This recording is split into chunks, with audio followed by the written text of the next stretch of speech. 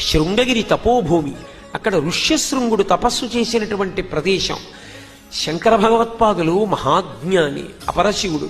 వారు నడిచి వెడుతుంటే ఒక కప్పకి ఎండ శోషింపచేస్తే ఆ కప్ప శోషిస్తోందని దానికి కొంత సేద తీర్చడానికి ఒక పాము వచ్చి పడకపట్టింది.